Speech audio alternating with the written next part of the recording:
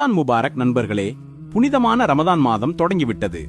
நோன்பு என்பது வெறும் பசியையும் தாகத்தையும் கட்டுப்படுத்துவது மட்டுமல்ல, அதையும் தாண்டிய ஒரு ஆழமான புனிதமான பயணம். இந்த நோன்பின் மிக முக்கியமான நோக்கம் என்ன தெரியுமா? அது தக்வா எனப்படும் இறையுணர்வை பெறுவதுதான்.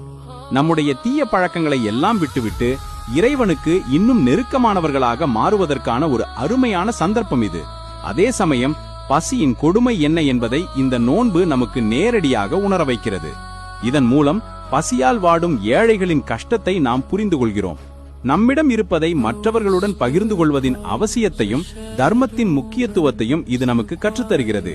உண்மையான நோன்பு என்பது வெறும் உணவை தவிர்ப்பது மட்டுமல்ல, பொய் பேசுவது, கோபப்படுவது, புறம்பேசுவது போன்ற எல்லா தீமைகளையும் தவிர்ப்பதுதான் உண்மையான நோன்பு.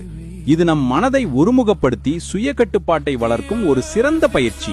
இந்த ரமதான் மாதம் நம் அனைவருக்கும் பரக்கத் நிறைந்ததாகவும் ஆன்மீக ரீதியாக வளமானதாகவும் அமையட்டும். இந்த செய்தியை உங்கள் நண்பர்களுக்கும் குடும்பத்தினருக்கும்